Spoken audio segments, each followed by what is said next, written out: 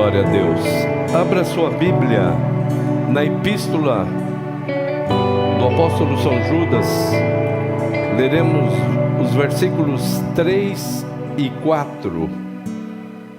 Em o nome do Senhor Jesus.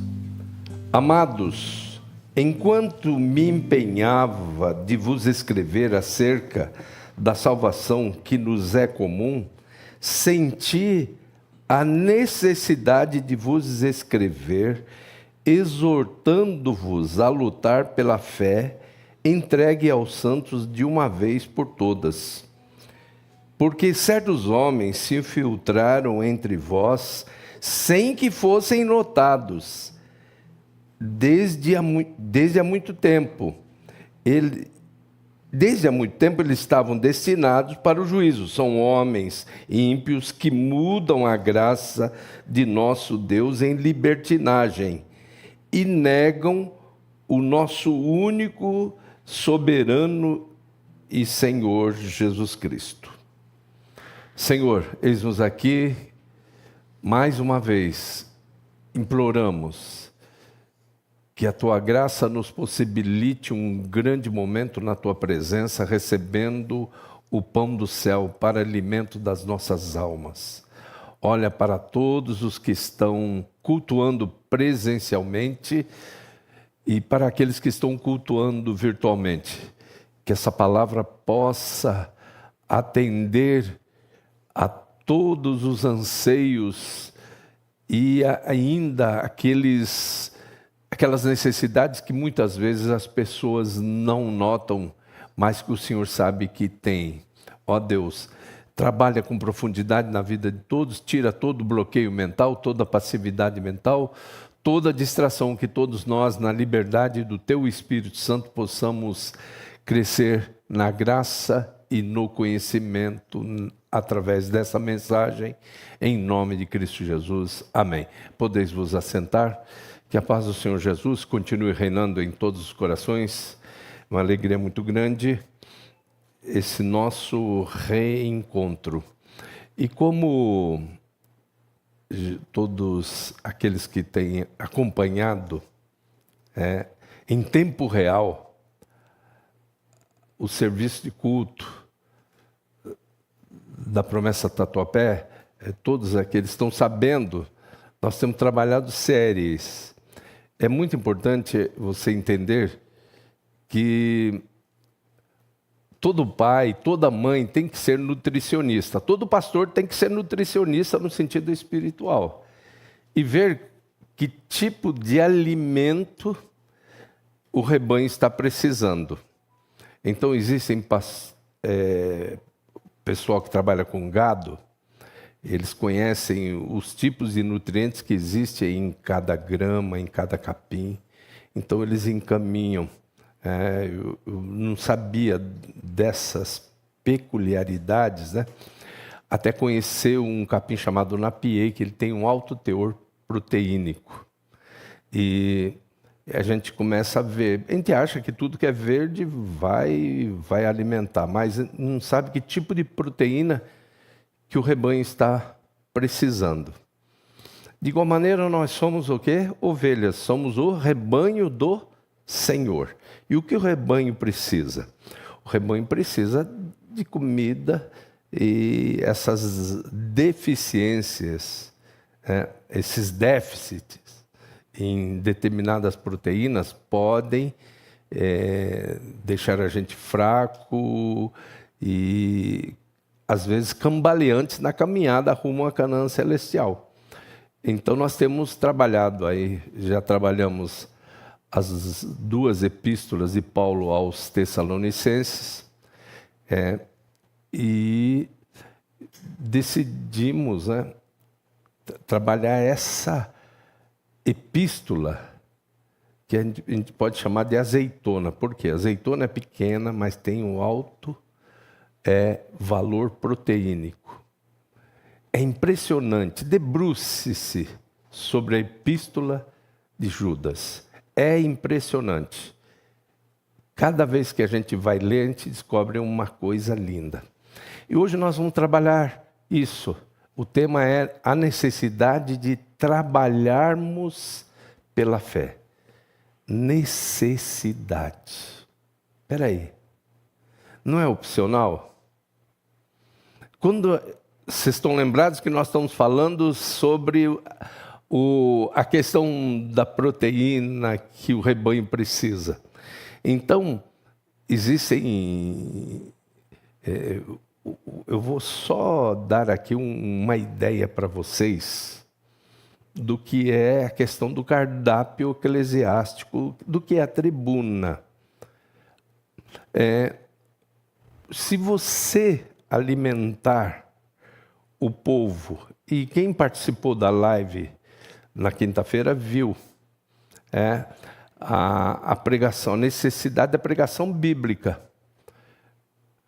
O porquê? Porque quando se começa a colocar, além desse livro maravilhoso, outros livros em evidência aqui na tribuna, podem acontecer disfunções que nós enumeramos lá, os 7 pecados do meio evangélico apontados pela ética cristã, que são o quê? Exclusivismo eclesiológico, vamos ver se eu lembro todos. Exclusivismo eclesiológico, legalismo, antinomismo, individualismo, conformismo, que nós trabalhamos outro dia aqui, antropocentrismo, não sei se falei todos, mas é isso que acontece, você começa a ver essas disfunções no meio do rebanho, essas práticas, essas pessoas com essas condições variadas no meio de um movimento que tem que ser de unidade. O que Cristo quer, o que o Espírito Santo quer é unidade. A necessidade de batalharmos pela fé. Como já falamos, nós podemos chamar a Epístola de Judas de Epístola supra-sumo. Uma concentração muito grande de um conteúdo. É bem condensado mesmo. Ali não existe desperdício nenhum de palavras, de sílabas. É impressionante. E nós fizemos, nesses 2 versículos, nós vamos trabalhar 2 versículos, com aquilo que o Espírito Santo fala através de Judas. E todos vocês viram no sábado passado o pastor Gustavo falar sobre quem é Judas, que com toda certeza não é o Iscariotes, e pelo uma grande parte dos estudiosos também não é o Tadeu. Então, você ouviu, o pastor Gustavo colocou, e isso é muito importante. Por quê? Porque a gente tem que entender que Deus usa as pessoas de acordo com os seus contextos. É muito importante você entender. E aí você vai ver por que Judas é tão objetivo. Por que ele vai direto no assunto? Mas ele vai direto no assunto sem omitir detalhes importantes. É condensado. Ele fala muito com poucas palavras. E nesses 2 versículos, o versículo 3 e o versículo 4, nós temos descobertas espetaculares. São descobertas, revelações importantíssimas. A primeira, gente, vocês estão sentados, não sei você aí na sua casa se está sentado, mas prestem atenção. Não devemos apenas antegozar, ou seja, antissaborear a salvação. Nós não devemos ficar só nisso. Eu estou salvo, aleluia. Tem um negócio que é muito lindo, que Deus, na sua infinita sabedoria, na sua presciência, ele prepara tudo. A paz que Deus dá é shalom, mas na nossa língua é paz. Deixo-vos a minha paz. Aí você vai ver 3 letras na paz. Perdão no P, amor e zelo. Por que esse componente zelo? Porque você tem que cuidar. Você conseguiu a paz com o perdão e com amor. Agora você tem que cuidar disso. Por isso que tem o Z. Então, nós não podemos nós não podíamos ficar apenas no P e no A. Porque eu tenho que ter o Z para zelar dessa paz. Eu tenho que fazer uma manutenção preventiva, uma manutenção de rotina e uma manutenção corretiva se for necessário. Nesse legado de Jesus que é a paz. Agora temos um outro legado aqui que é a fé. E o Espírito Santo vai dizer que nós precisamos zelar disso, batalhar por ela. Não devemos apenas antegozar, ou seja, antes saborear. Eu já desfruto o gozo da luz. E ficar, não, mas pera, eu preciso cuidar disso. Porque tem inimigos, tem gente olhando. Nós estamos rodeados de uma tão grande nuvem de testemunhas. Mas não tem só testemunhas de defesa, tem testemunhas de acusação. Nós, nesse contexto, cercados de uma tão grande nuvem de testemunhas, nós temos testemunhas visíveis e testemunhas invisíveis. Nas invisíveis, nós temos 3 amigos maravilhosos, com eternidade retroativa, Pai, Filho e Espírito Santo, onipotente, onipresente, onisciente. E temos os anjos de Deus magníficos em poder. Esses são as testemunhas invisíveis de defesa. Mas, lamentavelmente, nós temos testemunhas invisíveis de acusação. E que o apóstolo São Pedro diz que eles estão o quê? Em derredor, bramando como um leão, buscando a quem possa tragar. Não devemos apenas antegozar e antes saborear a salvação, tanto no sentido de vida eterna, salvação de vida eterna, porque você vai ver na Bíblia 2 conotações para salvação. Uma do verbo soter, que é salvar de uma maneira definitiva. Mas tem outro verbo que você vai ver em alguns momentos na Bíblia, que é uma salvação de tirar alguém do buraco. Então, 2 verbos, soter e sozen, que vão falar, mas eu não posso ficar só assim. Eu tirei alguém do buraco e vou largar ele. Não. Você foi salvo, mas precisa cuidar dessa fé com a qual você aceitou Jesus Cristo. A fé que você recebeu, uma fé que de uma vez por todas, foi dada aos santos. Então, a primeira descoberta, não devemos apenas antegozar ou saborear a salvação. Temos que lutar pela fé. Há uma batalha. Se você pensava assim, não, esse negócio de batalha é lá para o pastor, né? Aí você pensou mal. Você tem que lutar.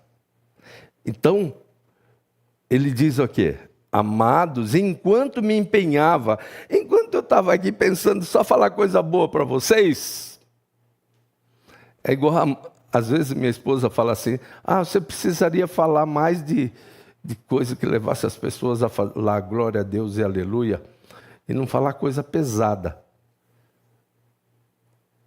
Olha só, minha esposa está me olhando nos olhos.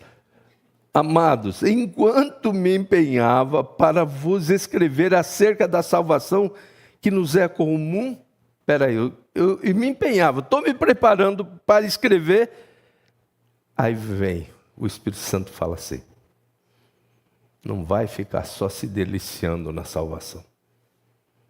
Senti a necessidade de vos escrever, exortando-vos a lutar pela fé,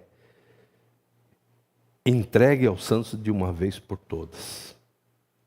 Lutar. E se você pensava que guerreiro era só o pastor, só os oficiais da igreja, você tem que entender que você tem que lutar pela fé. Essa é a primeira descoberta. A segunda, há uma fé distinta. É uma fé distinta. A que uma vez foi entregue aos santos. Daqui a pouco a gente vai cantar. Quem lembrou na mente? A Márcia lembrou primeiro. Pela fé que uma vez foi entregue aos santos. É uma fé distinta. Não é crendice.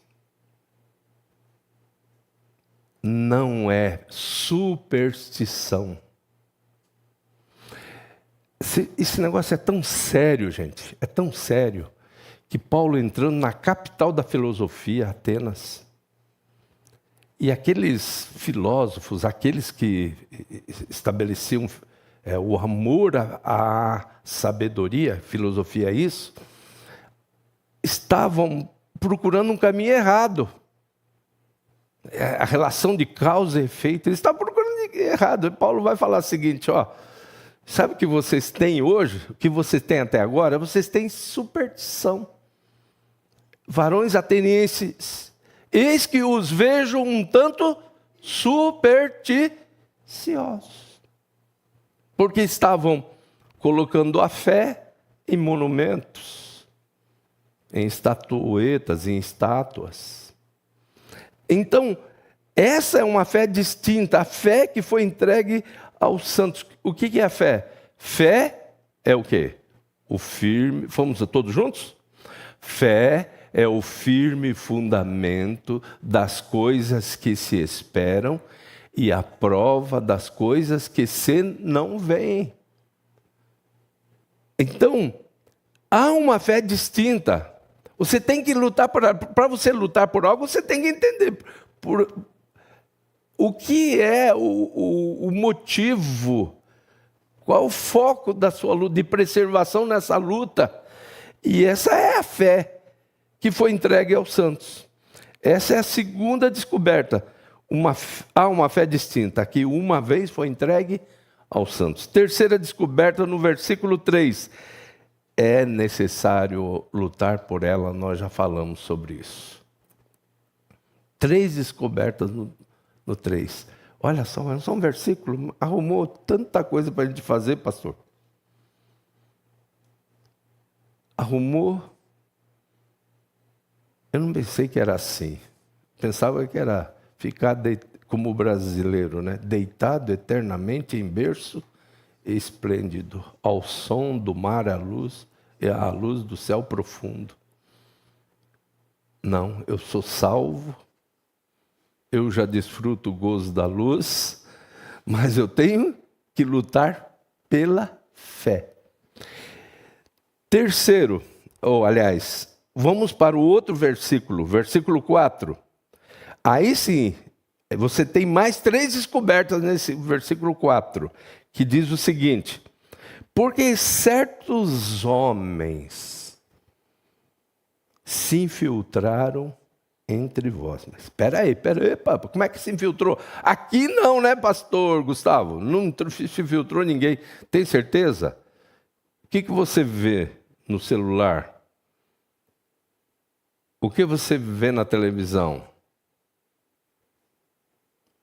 Um rapazinho dizendo que dá para mamar em Deus. Um rapaz que diz que a água que Jesus estava oferecendo à samaritana era um outro negócio, que não vamos falar aqui, para não macular essa tribuna. mas se infiltraram. Há certos homens que se infiltraram entre vós, sem que fossem notados. Desde isso, gente, você pensa, Deus tem o plano dele, a chamada presciência de Deus. Fez com que eu nascesse no dia 18/3/1953, para ser o que eu sou. Está no programa de Deus. E o Salmo 139 diz: os teus olhos viram a minha substância ainda informe, e no teu livro foram escritas todas essas coisas, quando nenhuma delas havia. Então está tudo no programa de Deus. E Pedro confirma: vós sois a geneia eleita. Geneia é um grupo de pessoas, geração é um grupo de pessoas que nasce num determinado tempo. Aí você pensa, Deus é maravilhoso. Aí o inimigo é imitador, sabe o que ele faz? Planeja também. Então, e nós ouvimos agora há pouco aqui a lição, sobre o anticristo. Também, então, fora o que foi falado aqui do anticristo, que não foi fácil, né, para muitos escutar as revelações de como é que ele vem, qual o caminho que ele vem, a Bíblia dá todas as orientações necessárias. Aí vem esse verso dizendo que o inimigo preparou pessoas para entrar em tempo certo, naquele que ele chama de hora certa. Olha aqui. Porque certos homens se filtraram entre vós sem que fossem notados. Desde há muito tempo eles estavam destinados para o juízo.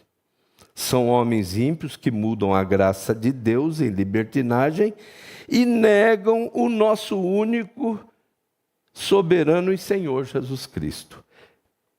3 revelações. Contra quem a gente tem que lutar? Se isso é antes das pessoas. É contra o sistema. Quando Jesus diz, o ladrão vem somente a matar, a roubar, a destruir, ele fala de um sistema que está instalado. Tem os seus programas, os seus momentos certos de atuar. Mas não há nada que esteja encoberto que não venha a ser revelado. E aí começa... E esse texto é escrito antecedendo a revelação do Apocalipse. Pode ver, vocês estão falando que o Apocalipse é tão lindo, é tão bonito, né? Tem tudo a ver, olha só. Eu ia escrever para falar só de salvação, daquilo que João vai colocar para vocês. Não, mas o Espírito Santo me fez falar sobre a necessidade de vocês, de nós batalharmos pela fé. Contra quem? A nossa luta não é contra seres humanos. Nossa luta é contra um sistema.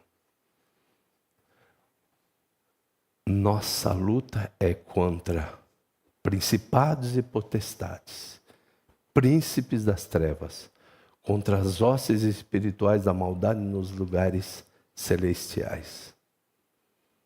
Olha, que luta é essa que coloca, e aí você começa a entender muita coisa que Jesus disse.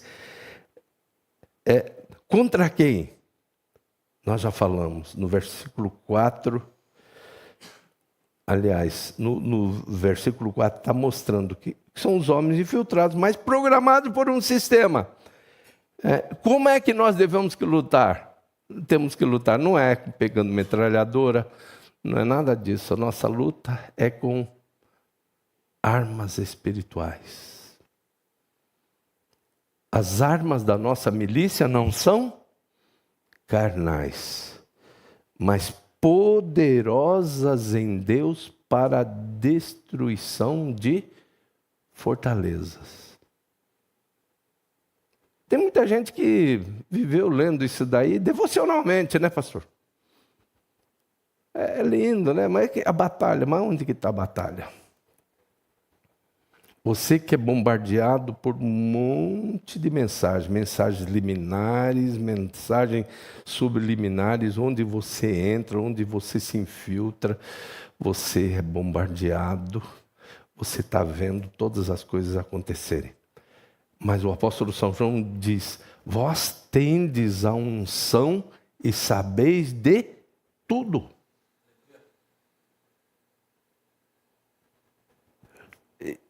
Olha, existe um programa do mal, ó, entrar, se infiltraram entre vós sem que fossem notados. Desde há muito tempo eles estavam destinados para o juízo. Não só esse destino do justo juiz, mas o destino do próprio mal. Falou, não, eu vou colocar.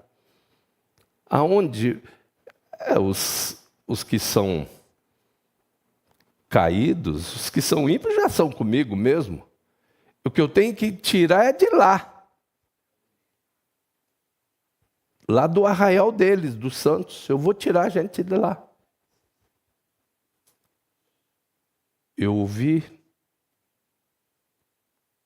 uma vez, o Espírito Santo me permitiu, inclusive na igreja de Vila Maria, na sala que ficava atrás do púlpito, uma pessoa manifestada, e o Espírito Santo me permitiu falar com aqueles demônios que estavam instalados. E eu falei assim: que decadência de vocês, né? Quem vocês eram e quem vocês são. E eles fizeram assim, ó. Isso mesmo. Aí eu falei: vocês sabem o destino de vocês? Sabemos, lago de fogo e enxofre. Mas quantos nós pudermos levar conosco, nós vamos levar. Aí naquele momento o Espírito Santo disse: basta, expulsamos. A irmã ficou liberta na hora. Porque quem está ganho, já está ganho. O que eles vão querer tirar é as pessoas. O aumento no contingente de evangélicos no mundo é uma coisa que preocupa eles.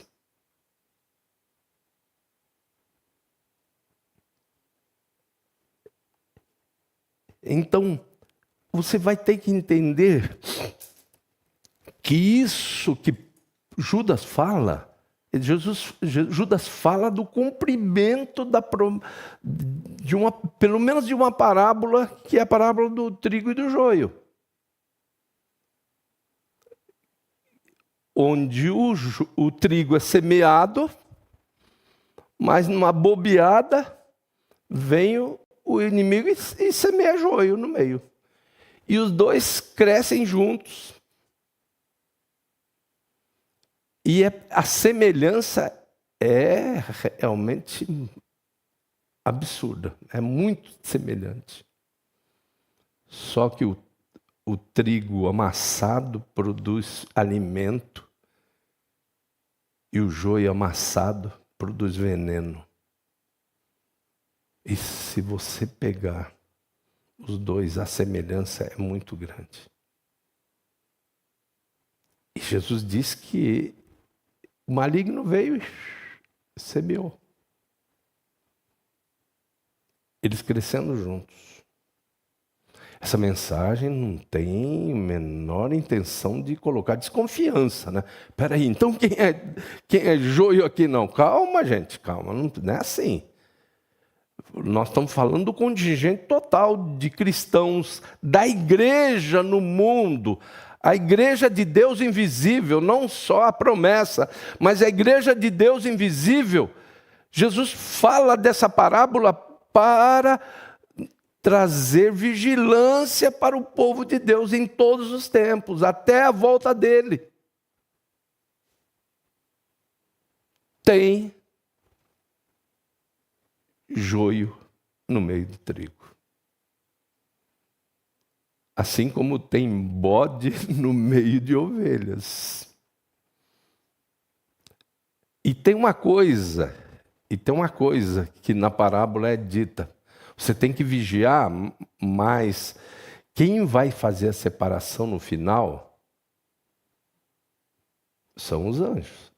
Os anjos é que vão separar. Ele vai levar trigo e vai deixar joio aqui para ser queimado. Mas não cabe a nós. Por quê? É uma questão de sabedoria. Muitas vezes você vai mexer com o joio e vai querer arrancar o joio e se macula, você mexe com a raiz do trigo. Que está tão ligado uma vez. Você não pode falar de determinadas pessoas que se machuca aquele que é trigo. Por isso, quem é que vai extrair o trigo? São os anjos de Deus, no final. Mas, olha, o que o Espírito Santo explica aqui. Porque certos homens se filtraram entre vós, sem que fossem notados. Desde há muito tempo, eles estavam destinados para o juízo. Quem que pronunciou a parábola do trigo e do joio? Jesus.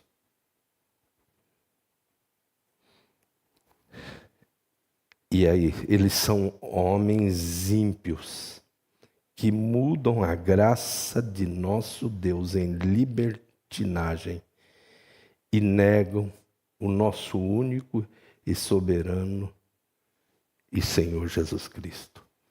Olha, uma coisa triste que nós falamos agora há pouco aqui.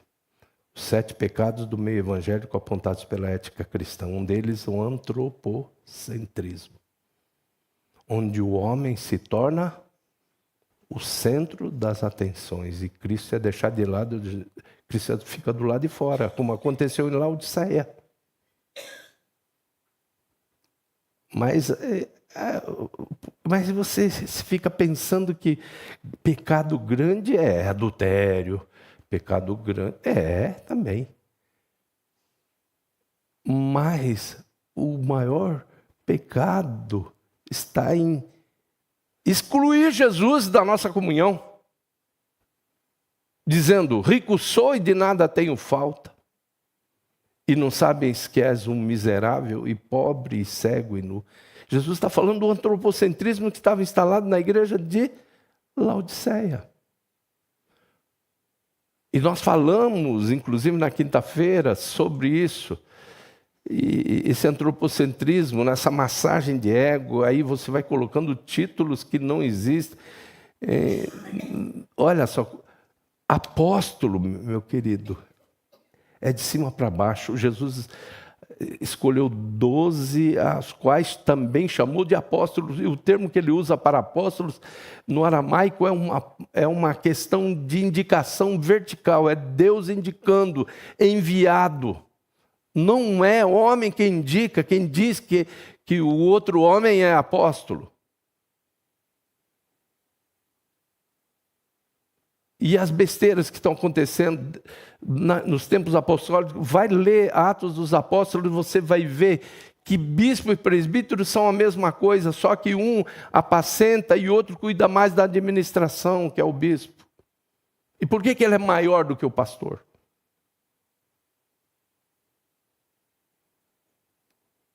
Então, e outra coisa, nós falamos e continuaremos falando, seremos salvos, cada um de nós. Eu serei salvo na condição de irmãozinho mais novo de Jesus. Só isso que me salva.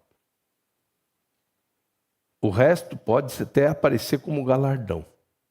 Pode, não vai aparecer como galardão. Mas está aí a necessidade de batalharmos pela fé que uma vez foi entregue aos santos. Amém? Vamos ficar em pé, vamos cantar esse hino que cantávamos tantas vezes. Quem nunca ouviu, aprenda, mas é um hino maravilhoso.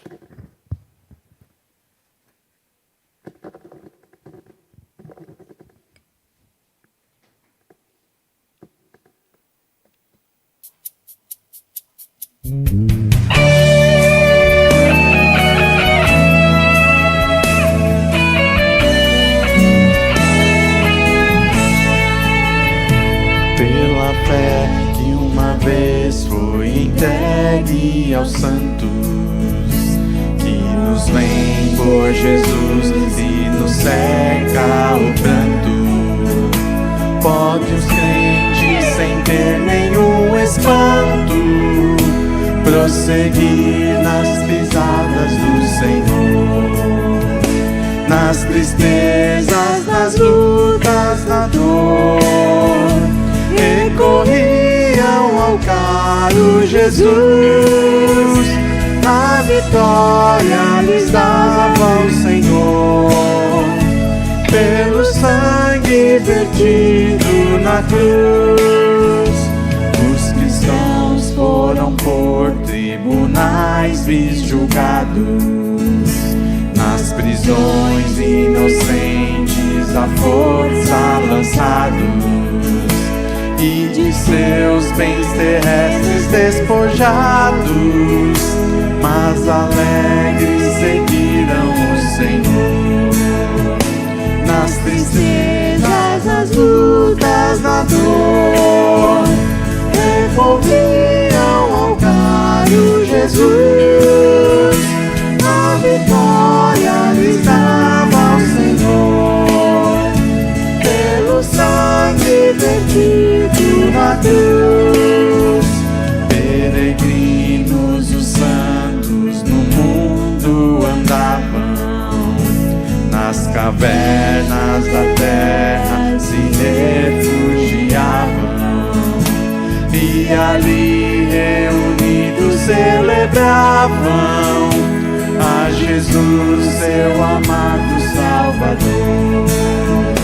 Nas tristezas, nas lutas, na dor, recorriam ao caro Jesus. A vitória lhes dava o Senhor, pelo sangue vertido na cruz. Pela fé que nós crentes sempre devemos nos firmar em Jesus, e assim venceremos, e um dia no céu encontraremos os fiéis que amaram o Senhor. Lá no céu não teremos mais dor, e o pranto ali há de findar, quando perto do nosso Senhor nossa alma enfim repousar.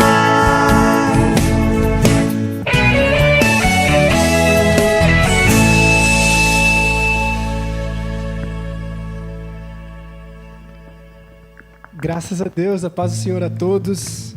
Chegou o momento de nós orarmos, e como bem foi exposto pelo pastor Zezinho através da carta de Judas, Judas nos chama a uma batalha. Nós estamos em guerra. Judas, ele começa querendo escrever sobre a comum salvação, só que por causa desses falsos mestres que se infiltraram no meio do povo, ele vê que é necessário falar sobre batalha. E às vezes a gente esquece disso, mas nós estamos numa guerra, nós estamos em luta. E como é que um soldado vai à luta? Como é que um guerreiro vai no campo de batalha? Será que ele vai desprotegido? Será que ele vai sem a armadura? Será que ele vai sem o capacete? É necessário nós entendermos que estamos em guerra.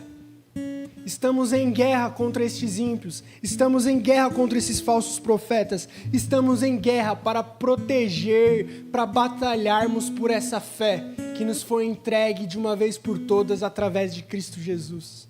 Que nessa oração Deus possa nos conduzir a nós acordarmos essa realidade, que nós estamos em guerra, que o mundo não é simplesmente entretenimento, não estamos somente brincando de sermos crentes, mas devemos colocar a nossa armadura, devemos nos colocar em postura de guerra, devemos estar alertas e começarmos a batalhar por essa fé que Deus nos entregou. Você está em guerra, meu irmão.